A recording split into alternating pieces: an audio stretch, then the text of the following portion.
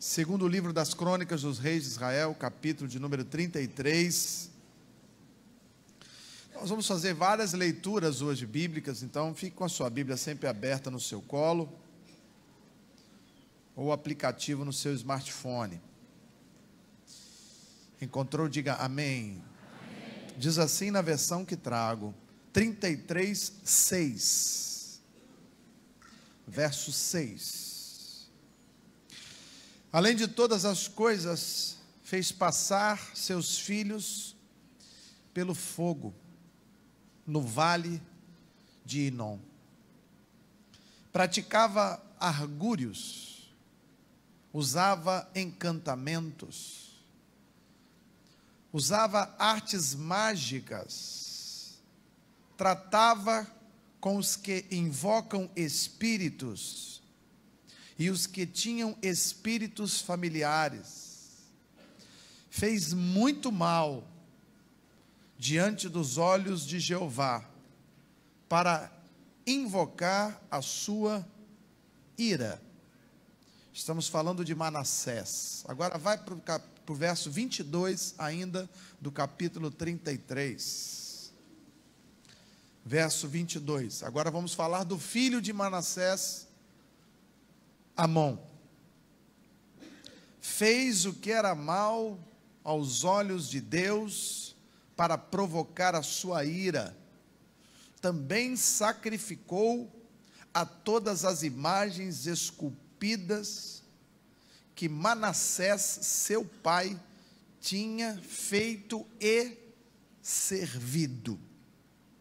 Esse é o filho de Manassés. Agora vai para o capítulo 34, verso 1. E vamos falar um pouco do neto de Manassés, filho de Amon, o rei Josias. 34:1 diz: tinha Josias 8 anos de idade quando começou a reinar. Reinou 31 anos em Jerusalém. Verso 2. Fez o que era reto aos olhos de Deus, de Jeová, e andou nos caminhos de Davi, seu antecessor, ou seu pai, como costumava dizer. E jamais se desviou nem para a direita e nem para a esquerda. Oremos. Pai, nós te damos graças, rendemos-lhes louvores, honra, porque tu és um Deus extraordinário que nos apresenta a tua palavra. E através do teu Espírito Santo, temos discernimento espiritual para compreendermos a tua vontade para nós esta noite. Não somente aqueles que estão dentro do templo, mas aqueles que assistem pelo telão do lado de fora do templo, como também aqueles que assistem nesse momento pela internet ou irão assistir mais tarde. Não importa o tempo, porque o Senhor é dono do tempo. Importa a nossa disponibilidade de estarmos parando a nossa história diante da tua palavra para sermos ministrados pelo teu Espírito Santo. E é por conta desse momento, Deus, que entregamos a nossa atenção ao Senhor, que eu creio, coisas reveladoras serão entregues aos teus filhos e filhas, estratégias novas, planos novos, coisa nova irá acontecer no meio do teu povo. Eu creio num Deus que transforma lamento em festa. Eu creio num Deus que transforma a terra seca em mananciais. Eu creio que um Deus que transforma a prostituta numa mulher virtuosa, que transforma o mendigo em rei. Eu creio num Deus que levanta e abate quem deseja, e por conta de sua vontade os reinos são postos. Por isso, Deus, em nome de Jesus, teu Filho amado que morreu na cruz por nós, use das tuas misericórdias, abra o nosso entendimento espiritual e fala que o teu povo quer te ouvir. queremos ouvir a tua voz, queremos saber a tua vontade, queremos conhecer os teus desígnios, queremos ainda mais agraciá-lo pelos teus atributos, pela tua vontade. Então, Deus, em nome de Jesus, que ninguém volte para casa da mesma forma, que haja um mover do Espírito Santo. Enquanto estamos aqui diante da tua palavra, Deus, guarda nossas crianças que estão nas salas, guarda, meu Pai, aqueles que trabalham nos bastidores desse culto, para que todos sejam ricamente abençoados. Acampa anjos ao redor deste lugar, coloca o teu anel de fogo ao nosso redor e nos proteja, para que possamos estar aqui tranquilos enquanto o teu Espírito faz a obra em nós. Assim oramos em nome de Jesus, e só quem crê diga amém. Amém, queridos? Bom, repare que a gente falou um pouquinho da história de Manassés, depois do seu filho Amnon e depois do seu neto Josias. E as histórias são diferentes. Tanto Manassés como Amnon, ou seja, duas gerações de reis de Jerusalém, fizeram tudo que era errado. Ignoraram as leis de Deus, viveram do jeito que desejavam, tendo posse, tendo poder, fizeram tudo aquilo que seus corações desejavam. Mas nesse contexto tem um menino, um jovem que também viveu nesse meio, ou seja, que tinha esse DNA, que viveu no mesmo palácio, que conviveu com bebedices, com prostituição, com mentiras, com brigas, com assassinatos. Você vai ler em casa que esse rei é morto pelos próprios servos. Amnon, tamanha era a sua maldade, houve um conluio dentro do palácio. E apesar de Manassés nos últimos dias ter se arrependido e voltado-se para Deus, não foi suficiente para que esse exemplo passasse para seu filho Amnon, que teve um reinado horroroso. Continuou consultando necromantes, continuou vivendo vida de espiritismo, continuou colocando postes ídolos nos altos para adorar, para fazer sacrifícios de animais. Ou seja, Josias cresce no meio de tudo isso. E ele tinha todos os motivos do mundo para se tornar um jovem cheio de paranoias, cheio de enfermidades na alma, cheia de traços tortuosos na sua personalidade, cheios de vícios, cheios de falhas, cheios de temores, cheio de maus exemplos. Ele tinha tudo, o seu DNA, o ambiente, o que ele viu, o que ele ouviu falar de seu avô, de seu pai. Os testemunhos eram péssimos. Seus tios foram assassinados pelo seu avô. Porque diz o texto que Manassés fez passar seus filhos no fogo. Era um costume na época dos reis pagãos ofertarem seus filhos aos deuses. E estamos falando de um povo que supostamente era o povo de Deus. Então, o exemplo de crente que Josias tinha dentro de sua casa era péssimo. Seu país estava vivendo a dissolução total. O que não faltava era uma política corrompida no reino. O que não faltavam eram maus exemplos em todas as áreas da vida de Josias. Mas o texto do capítulo 34 diz que Josias, mesmo jovem, já recebe o reinado, porque seu pai é assassinado brutalmente. E esse menino, que ficou 31 anos na cadeira de rei, ele faz um reinado abençoado. Ele faz o que era reto diante de Deus. E aí eu começo a pensar como uma criança, sem a presença do pai, porque foi assassinado, vivendo com tutores, vivendo com empregados do rei, conselheiros, uma casta de pessoas que viveram nessa vida promíscua e agora provavelmente desejavam usurpar o trono. Como esse menino tão novo, ele consegue ter uma vida reta? Como ele venceu os seus fantasmas da infância? Como ele conseguiu passar por cima dos maus testemunhos que ele teve dentro de casa? Como ele conseguiu vencer todas essas situações agravantes para a personalidade de uma criança? Como? Como ele não se prostituiu? Como ele não se tornou perverso? Como ele conseguiu ser um jovem equilibrado? Como ele se tornou um rei bondoso? Como é que ele conseguiu se manter na linha? Porque o texto diz que ele não se desviou, ele não foi para os extremos, ele não se tornou um extremista, ele não se tornou um rebelde, ele continuou ponderado na sua vida.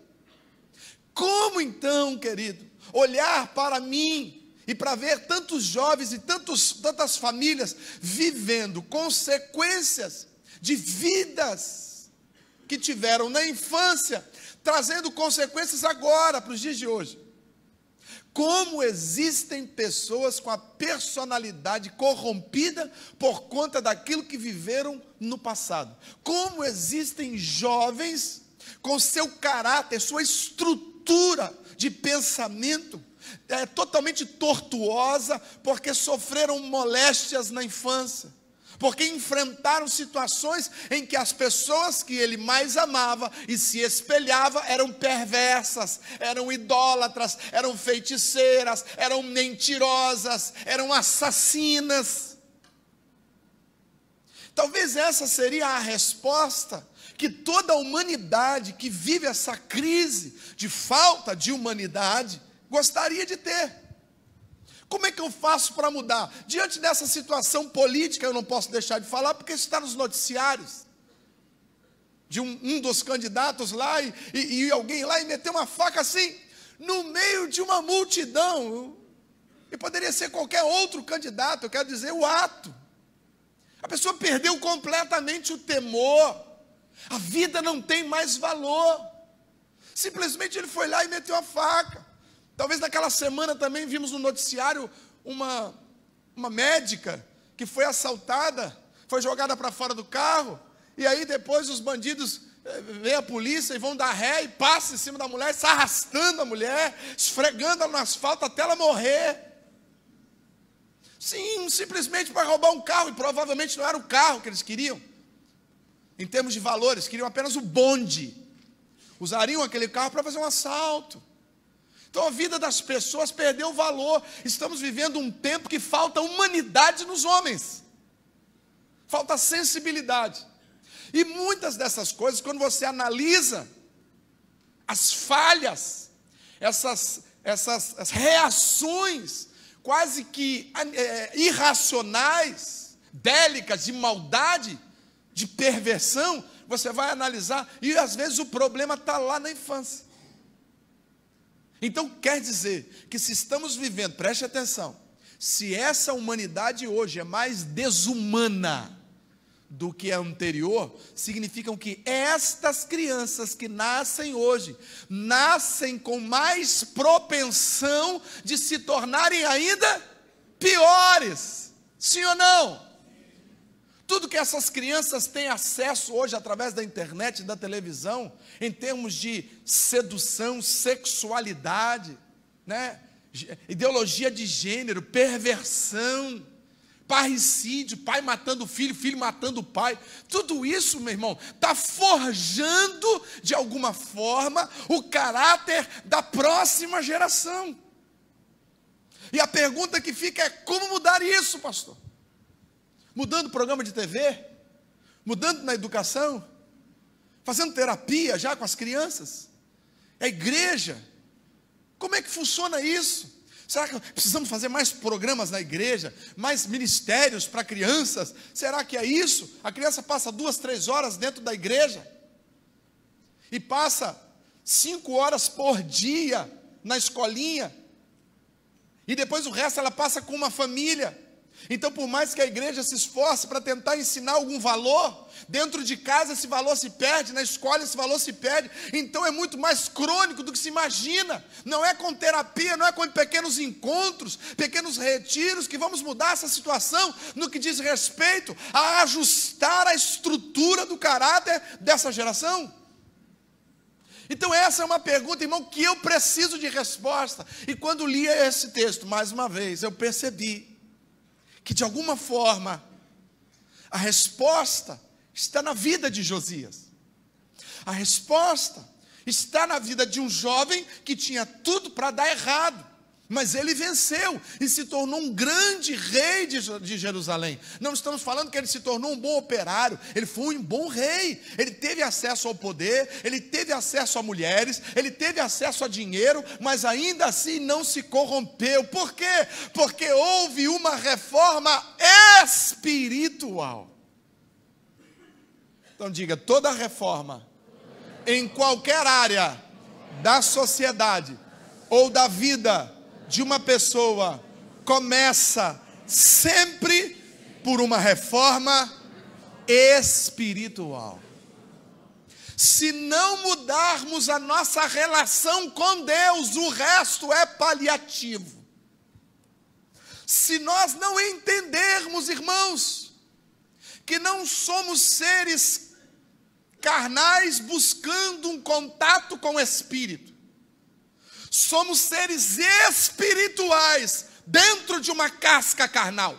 Você nasceu pela vontade do Espírito Santo de Deus. Foi Ele que te deu o fôlego de vida. Você ainda está numa casca carnal, vivendo num mundo carnal, mas você é espiritual. Então a reforma começa na essência. Eu vejo muita gente mudando um pouco seus hábitos, suas reações, suas ações, mas na essência continuam perversos, malvados, cheios de noias, de falhas, de promiscuidade, de perversões nos seus pensamentos, nos seus desejos. Ou seja, não adianta mudar a casca, tem que mudar a essência, e a nossa essência se muda na vida espiritual. Quantos estão precisando de uma mudança na sua estrutura pessoal, de personalidade, de caráter? Quantos acham que tem alguém na sua família que precisa passar por uma mudança? Dê um sonoro amém. Amém. Eu também digo amém.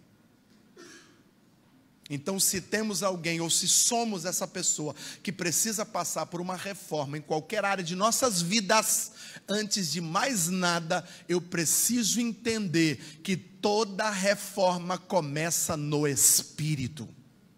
Você me entende até aqui? Diga amém. Amém. Então diga, reforma espiritual é a chave da mudança. Por que, pastor, que o senhor está falando que é a reforma espiritual? Porque é o que está escrito aí.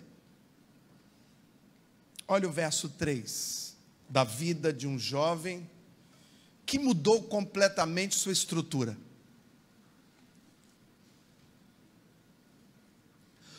No 8º ano de seu reinado, ele começou a reinar com quantos anos? 8 com mais 8? Estamos falando ainda de um jovem, sim ou não?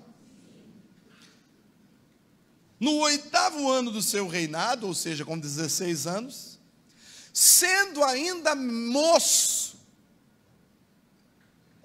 começou a buscar a Deus de Davi, seu pai. Naquela época era muito costume você falar dos seus antecessores, ancestrais, como pai. Na verdade ele não era filho de Davi, mas era da linhagem de Davi, por isso ele dizia, meu pai Davi. Porque Davi era o homem da promessa, e todos os outros estavam debaixo dessa promessa de Davi. Por isso ele diz, eu comecei a buscar o Deus de meu pai Davi. O que é buscar a Deus, irmão? Buscar a Deus nada mais é tentar de alguma forma saber o que Deus pensa. Buscar a Deus é buscar conselhos, entendimento. Ele começou aos 16 anos a pensar assim, cara, como é que eu vou mudar essa estrutura? Como é que eu vou mudar esse palácio? Como é que eu vou mudar a mentalidade do povo? Como é que eu vou dar bom exemplo? Eu preciso que Deus me oriente. Provavelmente ele não havia tido nenhum contato sério com Deus até então, porque seu pai e seu avô já estavam desviados há muito tempo. Então ele inicia um processo. Ele, jovem inicia um processo. Eu quero saber o que está no coração de Deus. Eu quero saber o que Deus pensa a respeito disso. Eu preciso saber como Deus quer que eu mude. Buscar a Deus é se dirigir a Ele com um coração ensinável, dizer: Deus, olha, eu não sei como fazer, eu não sei como vencer, eu não sei como resolver, então me ensina. Buscar a Deus no sentido de saber como Deus quer que você viva. E eu quero crer que você não está aqui essa noite, você não está assistindo essa mensagem pelo telão ou pela internet, senão porque há no seu coração um desejo de saber como Deus está vendo a sua história, como Deus pode intervir na sua história. Eu quero crer que você ter vindo aqui essa noite é porque você está buscando a face de Deus. Então já começou uma reforma espiritual na sua vida. Diga: está começando uma mudança na minha vida, na minha família, a partir de uma reforma espiritual. Diga: hoje estou aqui para buscar o Senhor. É evidente que você não veio aqui para me ver. Nem minha mulher às vezes quer me ver. É evidente que você não veio aqui para ouvir um louvor. Tudo isso é muito bom. Você não veio aqui para poder saber o que tem na cantina depois de terminar. Apesar de, no final, sobretudo você veio aqui para buscar a... Então diga: eu vim buscar a Deus.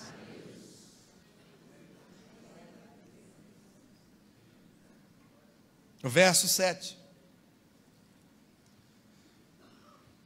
Em buscando a Deus, derrubou os altares, reduziu a pó os acerins e as imagens esculpidas, quebrou todas as colunas do sol por toda a terra de Israel, voltou para Jerusalém. Ora, no 18º ano de seu reinado, havendo ele já purificado a terra e a casa, ele enviou Safã, filho de Azalias, Maassés, governador da cidade, e Joá, filho de Joacás, o cronista. Enviou-os para repararem a casa de Deus, ou a casa de Jeová. 18º ano. Ele começou a reinar com 8, com mais 18 dá quanto? 26 anos, ainda jovem, sim ou não? Mas quanto tempo ele demorou para purificar a cidade? Se ele começou a buscar a Deus com 8 anos de mandato, e aos 18 ele termina, pelo menos 10 anos, ele enfrentou a idolatria, ele enfrentou os templos, ele destruiu os templos velhos, os templos pagãos, as imagens, os postes ídolos, as festas que haviam. Então ele passou 10 anos purificando a sua cidade. E depois que ele termina de purificar a cidade, a próxima etapa é reformar, reconstruir a casa de Deus. Lembrando que no Velho Testamento, Deus se manifestava ao seu povo, sobretudo através do templo.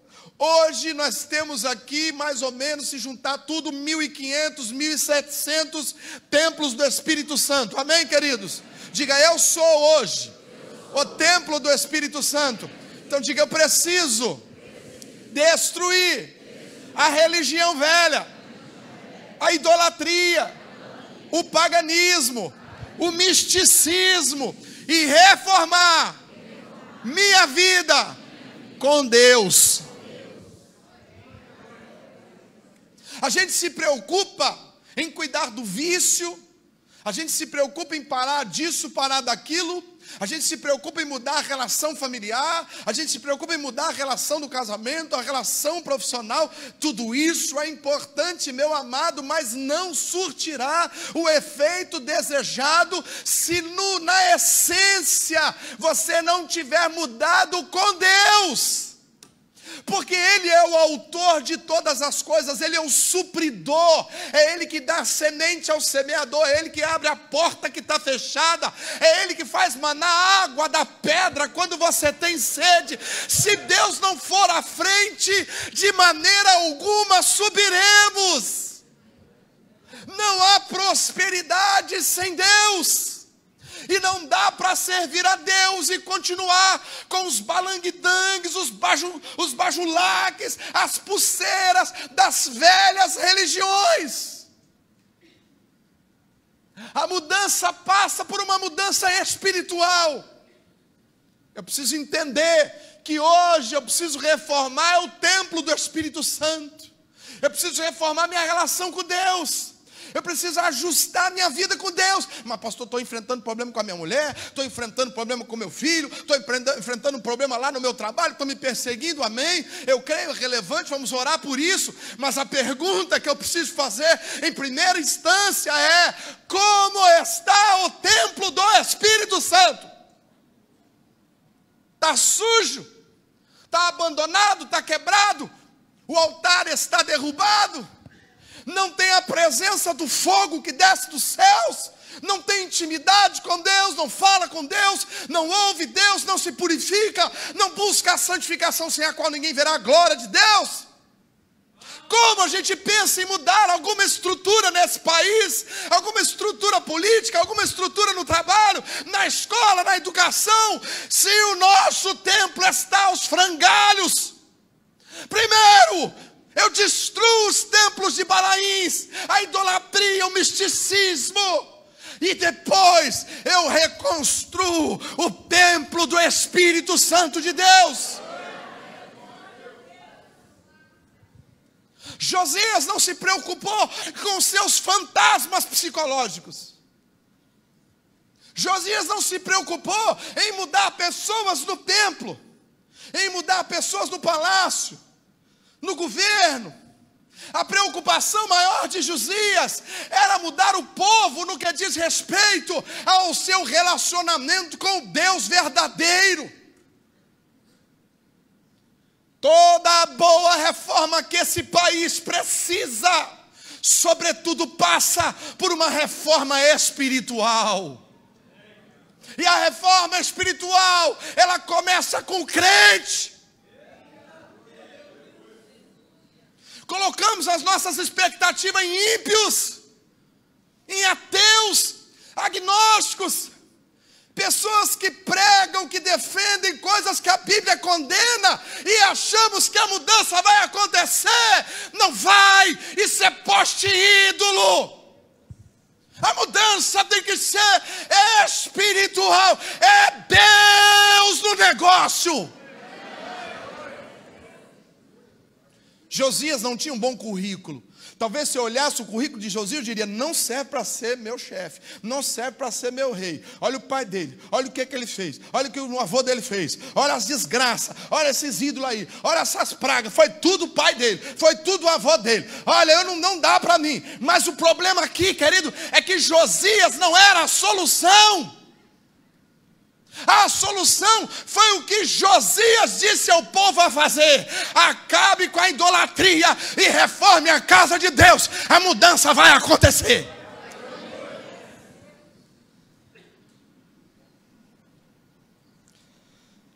Meu Deus. Verso 14.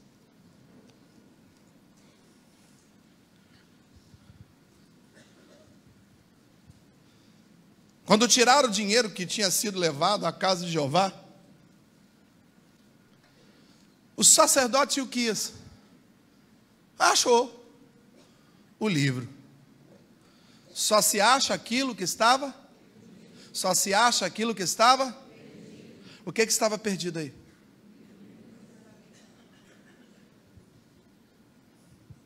Achou o livro da lei. de Deus, dada por intervenção de Moisés. Ei, esse é o nosso livro da lei. Essa é a primeira constituição do cristão. Antes daquela de 88, nós já temos essa aqui de 2000 anos atrás. Se aquela está de encontro com essa aqui, eu fico com essa. Essa aqui para mim é mais importante que a de 88. Você está me entendendo? Diga amém. Amém. Aí temos um problema. Tem muita casa que a Bíblia está perdida. Está onde? Está na gaveta? Está no armário? Está na estante? Está com plástico de filme branco no Salmo 91. Está no lugar de destaque. E do lado dela tem uma imagem. E do outro lado tem uma carranca. E do outro tem uma estatuazinha de Buda virada de costa. E do outro tem uns cristais. E do outro tem uma pedra angular. E do outro tem uma... É esse o lugar de destaque que Deus quer? Na sua estante? Em muitas casas a mudança não acontece porque a Bíblia está perdida. E é interessante que a Bíblia diz que quando eles tiraram o dinheiro, acharam a Bíblia. Tem muita casa que o dinheiro está tampando a Bíblia. E quando eu falo dinheiro, irmão, é tudo que envolve o poder que o dinheiro dá. Tem muita casa que deveriam fazer uma oração a Mamon. Nós oramos em nome de Mamon, amém. Porque os pedidos são todos para Mamon e não para Deus. Não ri não, irmão, que se ri ele continua. Fica sério que ele para. Tem muita casa em que Mamon está por cima da Bíblia. Então eu estou pensando no como eu vou ganhar dinheiro, como eu vou fechar um negócio, como eu vou melhorar no trabalho, como eu vou fazer aquele concurso, como é que eu vou ganhar dinheiro lá fora, como é que eu vou fazer esse negócio. Eu preciso de dinheiro, eu preciso de dinheiro. E enquanto o dinheiro é a prioridade, a Bíblia está escondida, está perdida. E Jesus diz: e conhecereis a palavra, a verdade.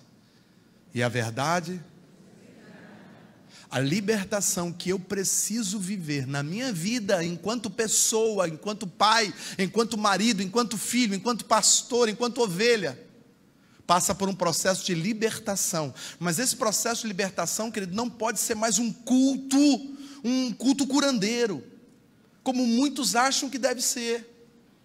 Mas é um culto de libertação, ou seja, naquele dia haverá libertação nos outros haverá aprisionamento.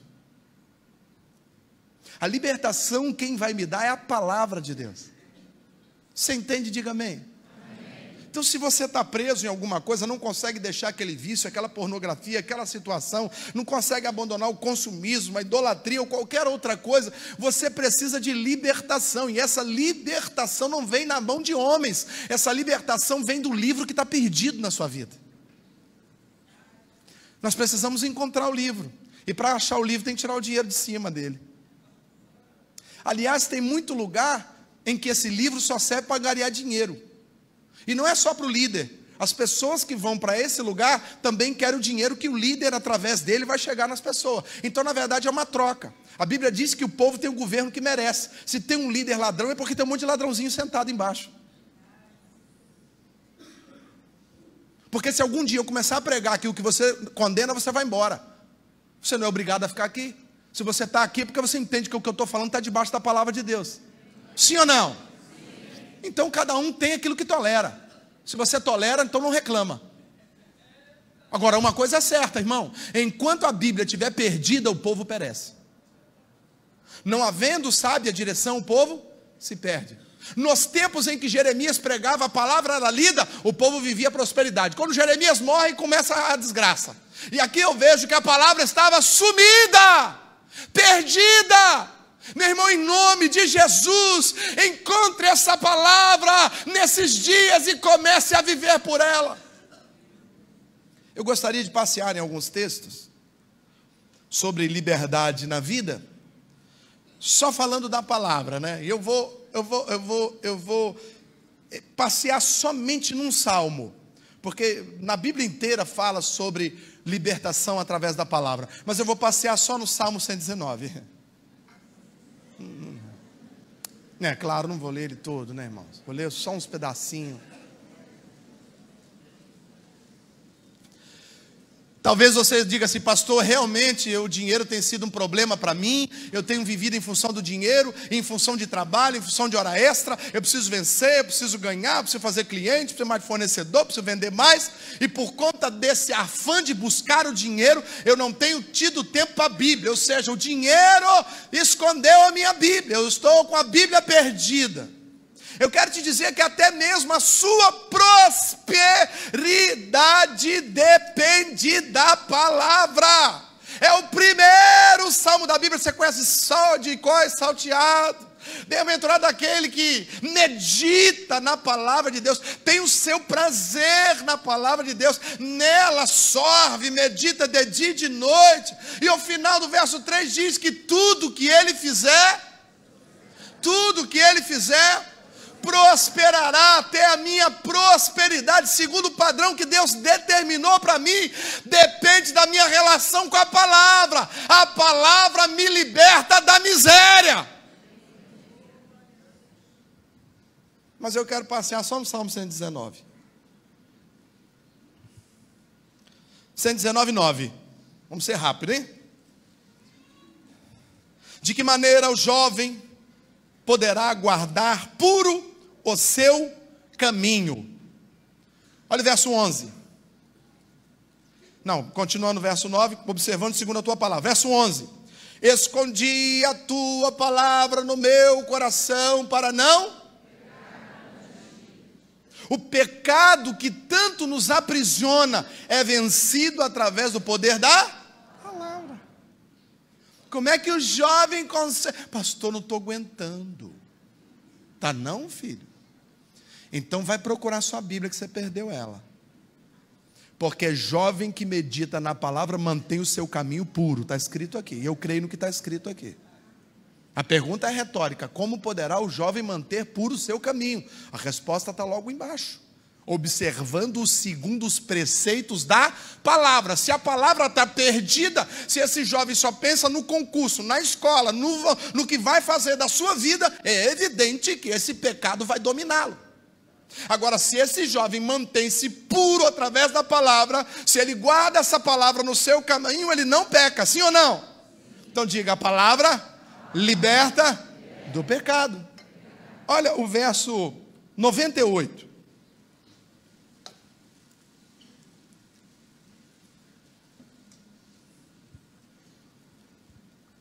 Os teus mandamentos me fazem mais sábio que os meus inimigos, meus concorrentes. E o verso 99, logo à frente, vai dizer: eu tenho mais entendimento do que os meus mestres. Olhe para mim, a palavra te liberta da burrice. Está escrito aqui. Ser mais sábio. A palavra te dá a sabedoria que nenhum livro tem para te dar, meu amado. Entendi, pastor, vou ler a Bíblia e não vou mais estudar matemática, português. Não, jumento, não é isso que eu estou falando. Eu estou falando que quem estuda a palavra abre a sua visão.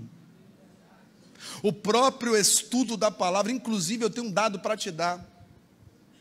Os evangélicos são diante de todas os conglomerados sociais, os evangélicos são os menos analfabetizados. São os mais alfabetizados. Por quê? Porque desde muito cedo as crianças são instruídas a ler a Bíblia. Sim ou não? Existem pessoas que nem sabem ler direito, mas leem a Bíblia. Sim ou não?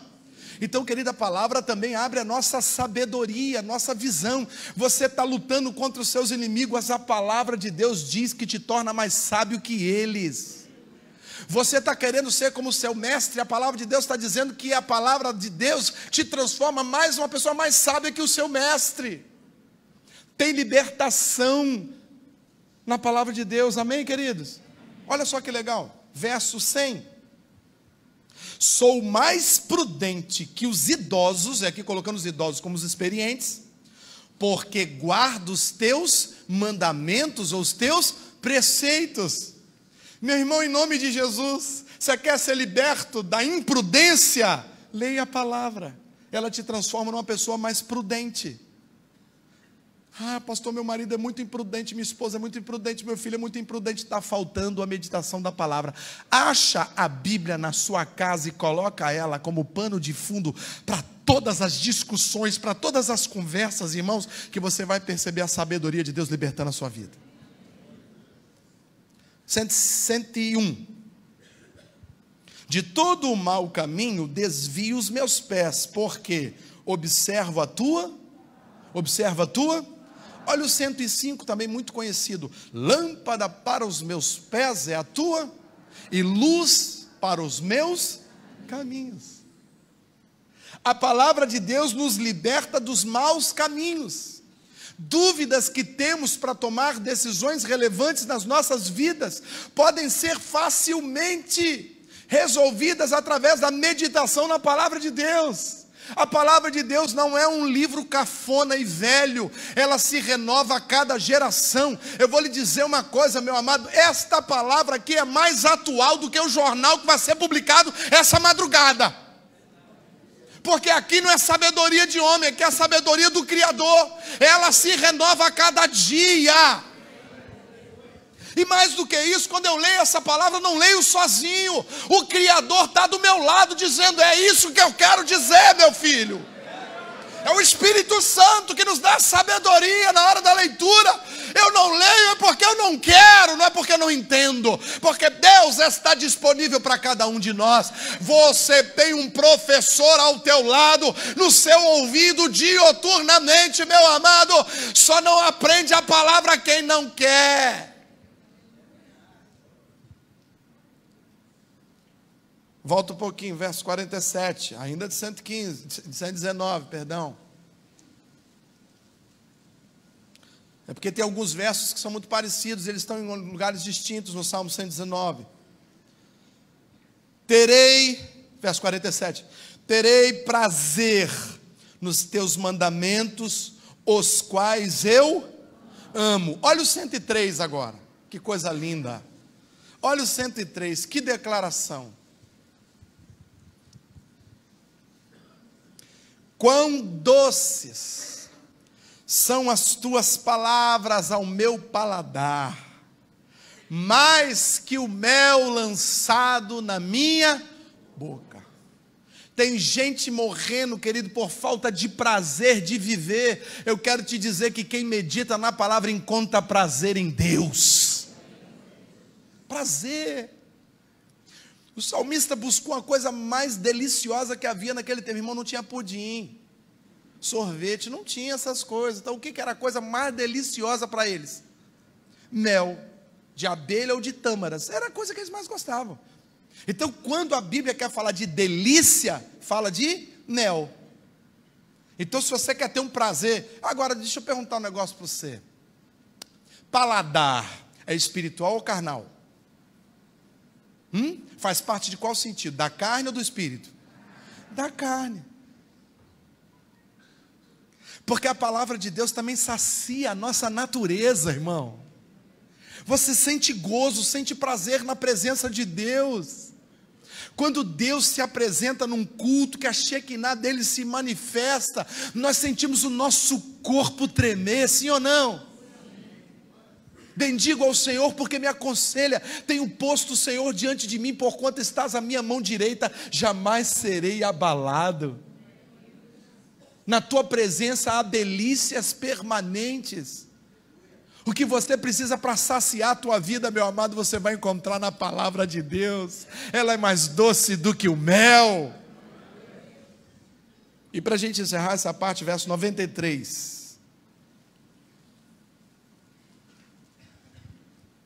Nunca me esquecerei dos teus preceitos, pois com eles, teus preceitos, tu me vivificas.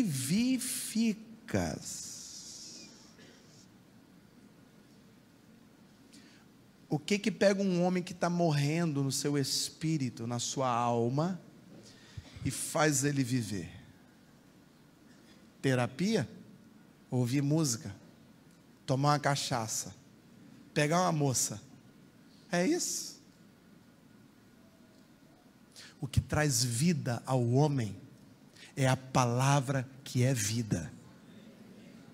A palavra de Deus, ela vivifica a nossa vida.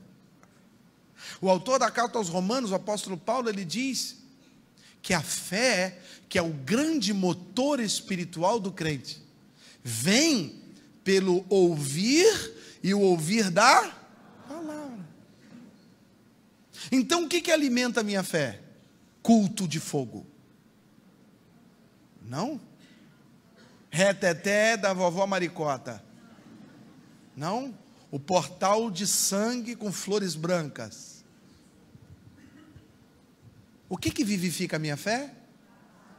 Eu vejo gente falando assim, pastor, ora por mim, estou com a fé fraquinha. Dá vontade de perguntar se você perdeu a Bíblia?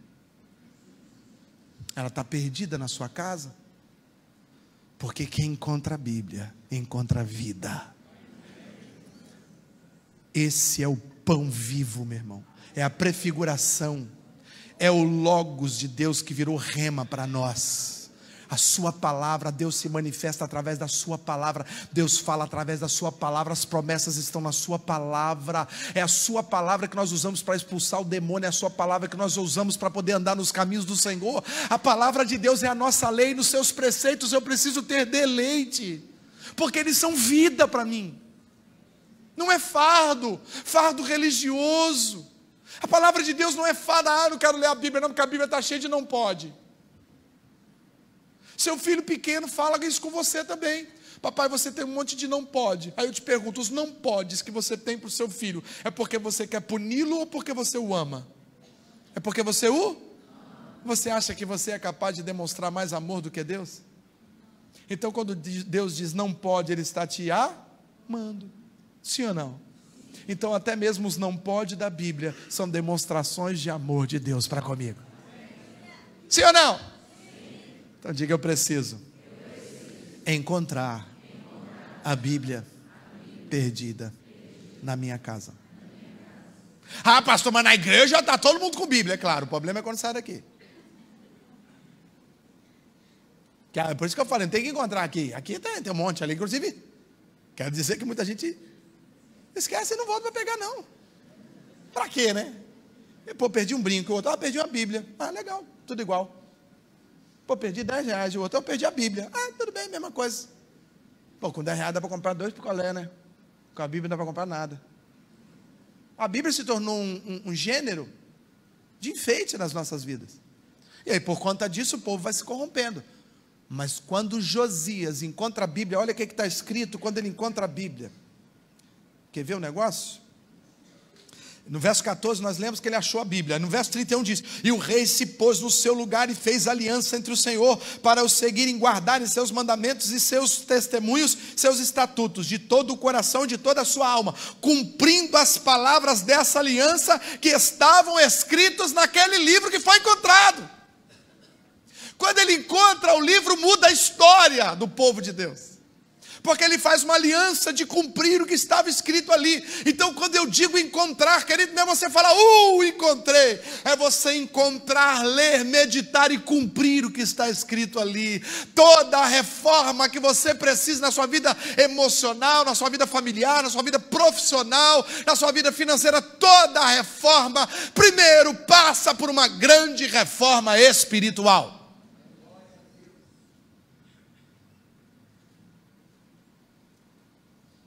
Capítulo 35, verso 7.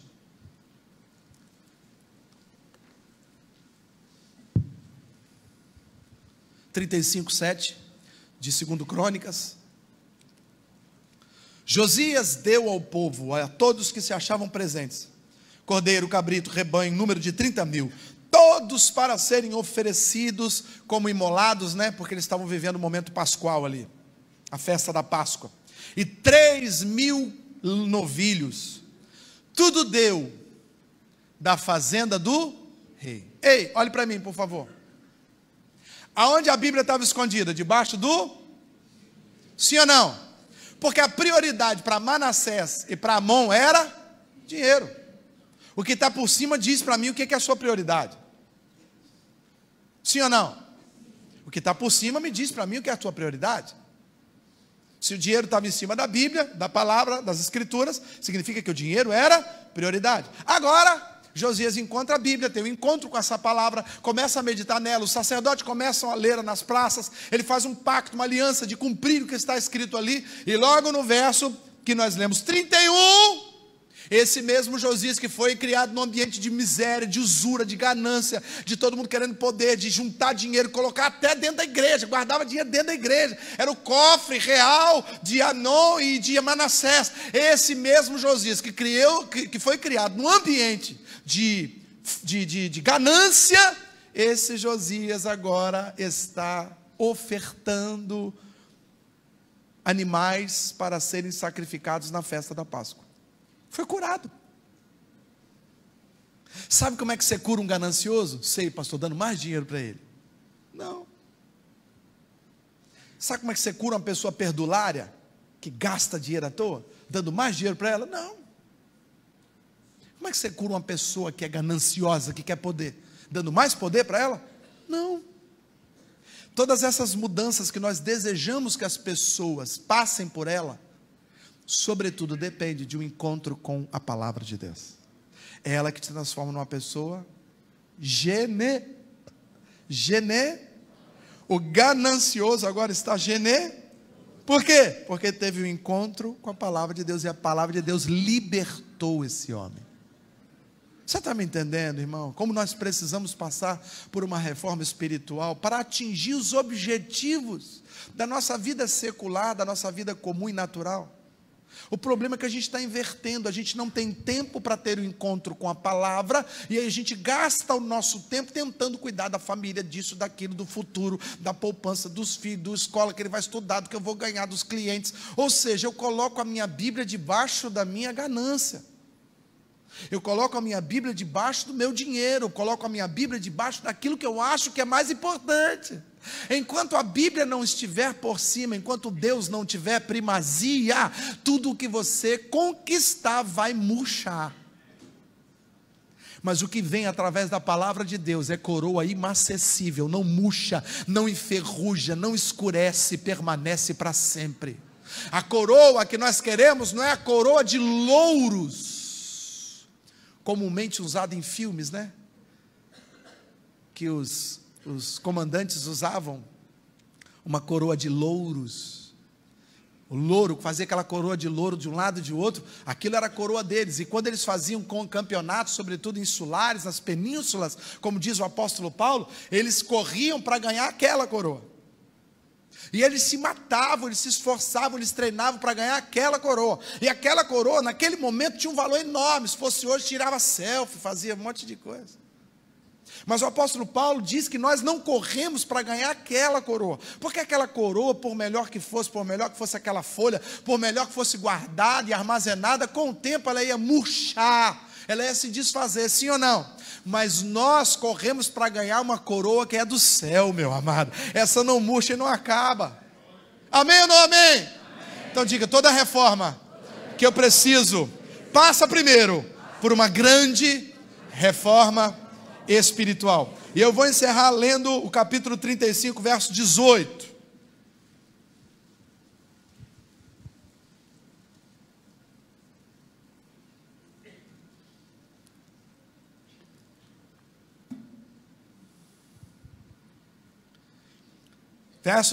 Capítulo 35, verso 18 do livro dos Crônicas dos Reis de Israel. Depois você lê em casa com mais detalhes. Eu só estou lendo alguns textos para poder consolidar a mensagem, mas você lê em casa todo o contexto. Não se celebrou em Israel uma festa semelhante a essa desde os dias do profeta Samuel. Eu quero só te lembrar que se a última festa boa que teve em Jerusalém foi na época de Samuel, Samuel é o profeta que faz a mudança de governo, de sacerdote para reis. Lembrando que foi Samuel que ungiu o primeiro rei de Israel, a saber, Saul. Depois ungiu Davi também, mas Saul primeiro. O que esse cara está falando para mim e para você?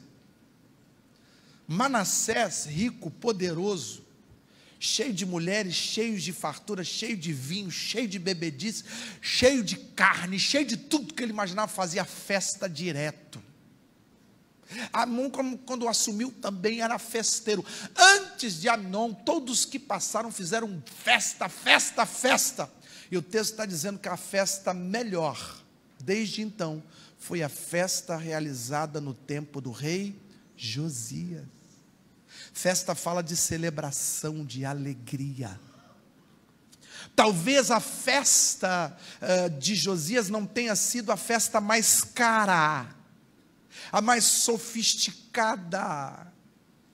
Talvez os convidados de Josias não tenham sido os mais ilustres. Talvez os enfeites da festa de Josias não tenham sido tão bonitos como foram as festas de Salomão, quero crer, de Davi, de Joás. Talvez a festa de Josias não tenha tido tanta bebedice, tanta glutonaria, como certamente teve na festa dos reis que vieram antes dele. Mas a Bíblia fala de júbilo. E júbilo não é uma felicidade externa. Júbilo nasce de dentro para fora. Houve celebração e júbilo na festa de Josias, por quê? Porque não era só uma questão de festa, era uma questão do povo e do rei estarem vivendo a plenitude da alegria. Eu tenho a oportunidade de ir em muitos aniversários, em muitos casamentos, em muitas festas de bodas, muitas. E existem algumas que são suntuosas, muito bonitas. Outras são muito simplórias, bem simples. Mas não é essa beleza e essa ostentação que garante o sucesso, nem o insucesso. Não é porque é simples que vai ser feliz, e não é porque é glamurosa que vai ser feliz. Mas o que eu quero te dizer é que o mais importante numa festa é que haja júbilo em todos que estão na festa. Eu preciso só te lembrar na grande festa que o pai do filho pródigo deu. Foi uma grande churrascada. Mas havia um da família, amado pelo pai, que se indignou e não entrou na festa.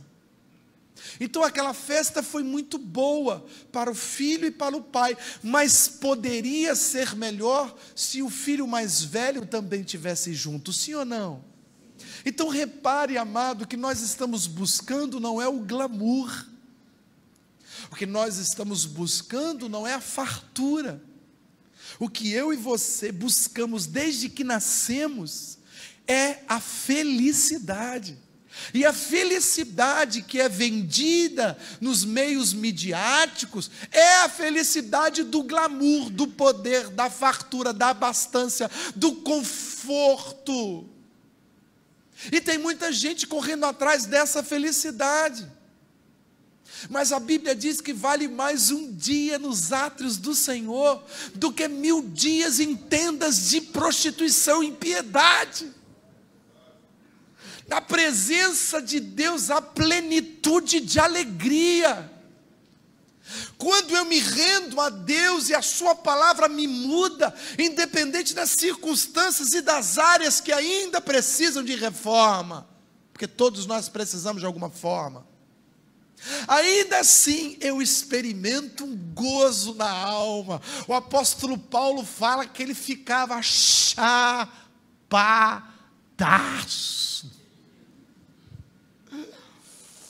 Chapado. Ele fala, eu estou embriagado pela presença de Deus, não é porque tomava cachaça. Embriagado no sentido de estar navegando como se estivesse no mar, assim, olha, da presença de Deus. Quantos já experimentaram um gozo da presença de Deus? E pode dar um glória a Deus aí onde você está. São poucos, eu acho que vou dar oportunidade para quem não quis. Mas quantos já experimentaram um momento de gozo com a presença de Deus? Dê um glória a Deus aí. É isso. Mas às vezes a gente se esquece que esse momento de gozo pode acontecer quando um pai está olhando uma criança sair do ventre da mãe.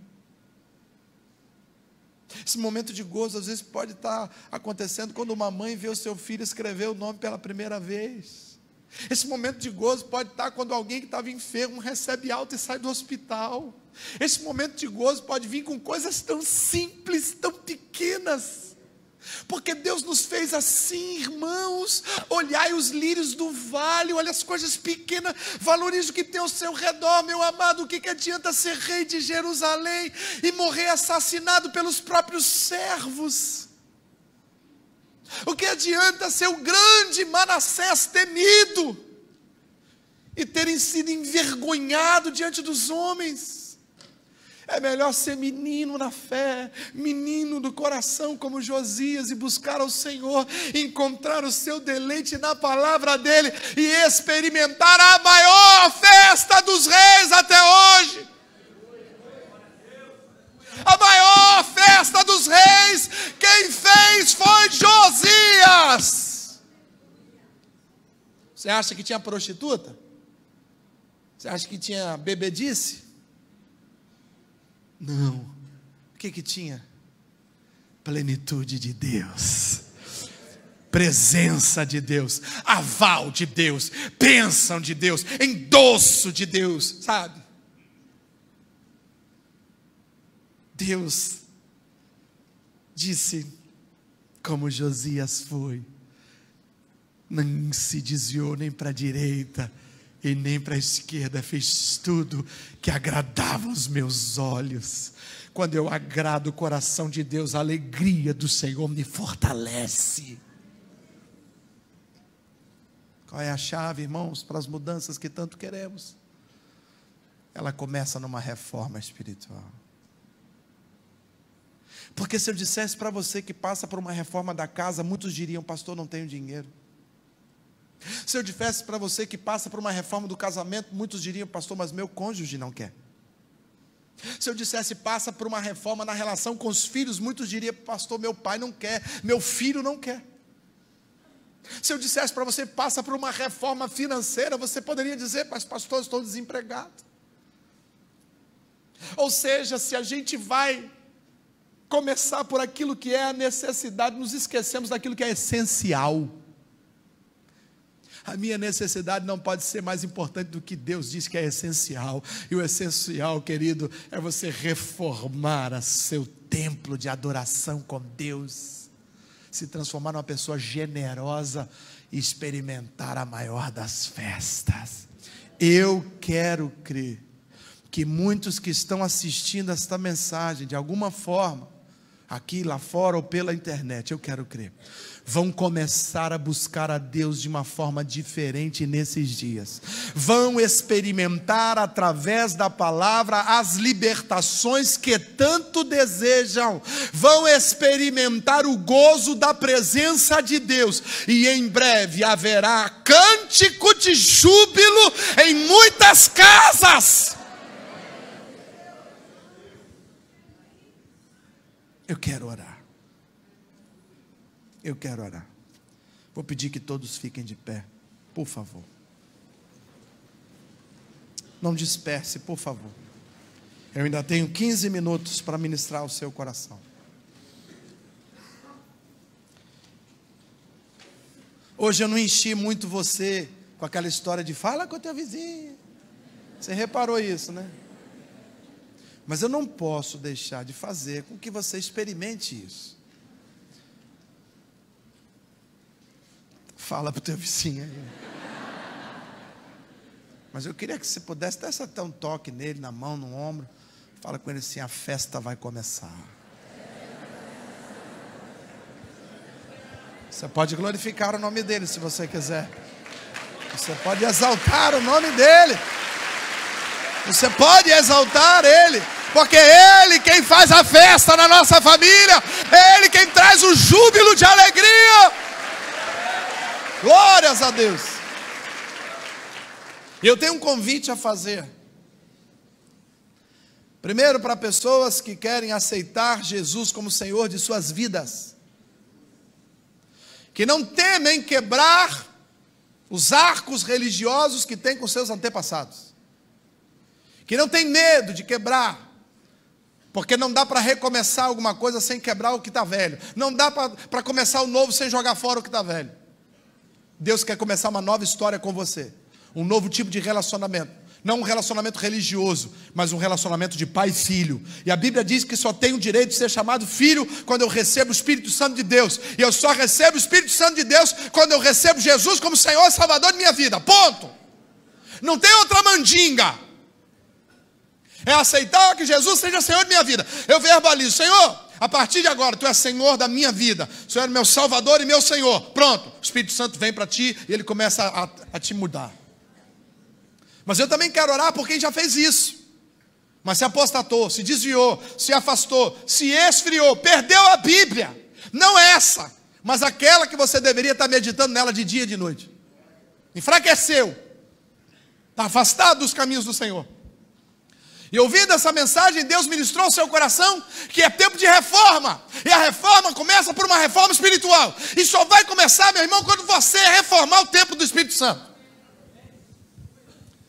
E eu quero só dar a você uma base desse convite. Por que, pastor, que o senhor está fazendo esse convite? Porque eu quero que haja festa também, além de ser festa na sua casa, eu quero que tenha festa nos céus.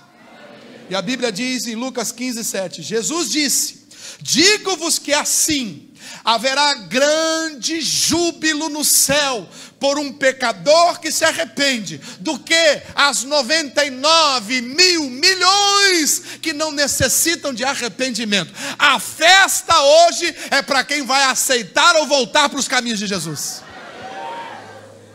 E eu quero orar por você. Vou pedir que a igreja comece a interceder. Feche os seus olhos e comece a orar. Se você quer voltar para Jesus, ou quer recebê-lo como Senhor e Salvador esta noite, eu não estou falando de igreja, estou falando de Jesus. Eu quero orar por você. Pastor, como eu faço? Não precisa não, onde você está aí mesmo. Eu só quero que você faça um sinal com a sua mão direita, que eu vou orar por você. A voz vai ser usada para dar vida. Diga assim: Senhor Jesus, nessa noite eu entendi que independentemente do meu passado, dos meus problemas familiares, há uma saída, há uma forma de mudança na minha vida, e essa reforma começa pela minha vida espiritual. Por isso eu decidi voluntariamente caminhar até o altar e entregar a minha vida a Jesus. Diga: eu creio, nos céus há uma grande festa, e em breve, muito em breve, esse júbilo será na minha casa, na minha família, porque a partir de hoje eu e minha casa serviremos ao Senhor. Diga: eu e minha casa serviremos ao Senhor. Diga: eu e minha casa serviremos ao Senhor. Aleluia! Aleluia! Aleluia! Eu quero dar um abraço em cada um de vocês, por favor. Eu não tenho como descer e abraçar todos, então vou esperar vocês naquela escadinha. Você sobe para uma escada e desce para outra, só para eu poder abraçá-los, por favor. Enquanto vocês vêm, a igreja vai glorificando o nome do Senhor. Isso, venha, venha, venha, venha, venha. Queimar em mim, de dentro para fora, até me consumir, de dentro para fora.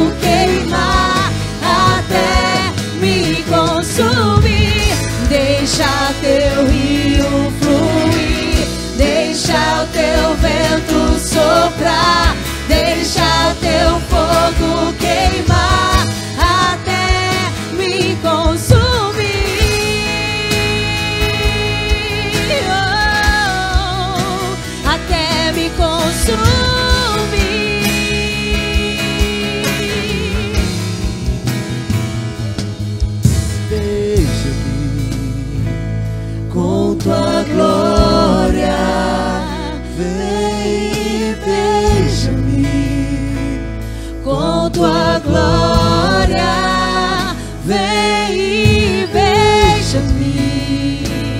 Com tua glória, vem e beija-me.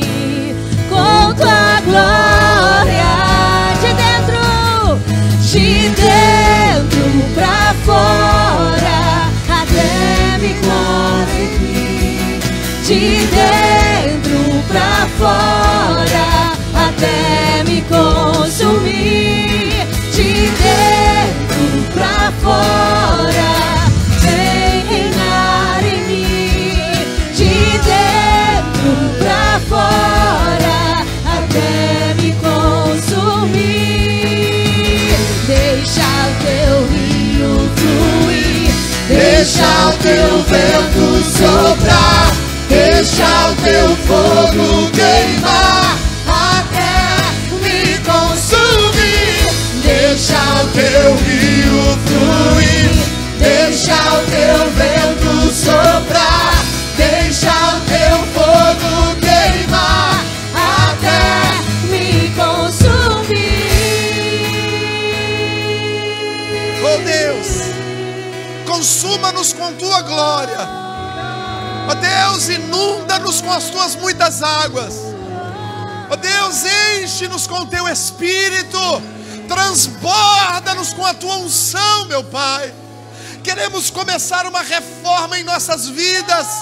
E para isso precisamos encontrar novamente a tua palavra e ter o nosso deleite diário na tua palavra, viver a tua palavra, encontrar o júbilo na tua palavra. Pai, ajuda-nos a encontrar Bíblias que foram perdidas nas casas. Ajuda-nos a encontrar o quarto secreto de oração que foi fechado em muitas casas. Ajuda-nos, Deus, a encontrar a oração, a encontrar teus estatutos. Nós queremos viver uma reforma espiritual, e as demais coisas o Senhor vai acrescentar. Abra sua mão assim. Oh Deus, nós te autorizamos nessa noite com as mãos espalmadas a retirar de nossas vidas tudo aquilo que precisa sair. Nós estamos com as mãos abertas dizendo: leva de nós, Deus, aquilo que não nos faz bem. Mas as nossas mãos permanecem abertas porque estamos aqui clamando para que o Senhor nos dê aquilo que precisamos. Que a tua graça e a tua misericórdia, o teu amor, a tua palavra, os teus estatutos, os teus firmamentos sejam com a igreja através do teu Espírito Santo até a volta do Cristo Salvador. E só quem crê diga amém. Você pode glorificar a Deus mais uma vez?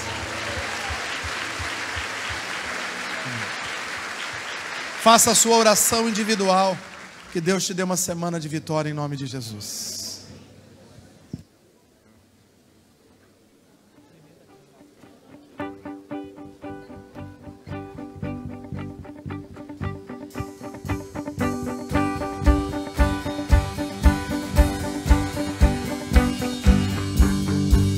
Graça, ó que infalível amor, tomou o meu lugar, a minha cruz levou.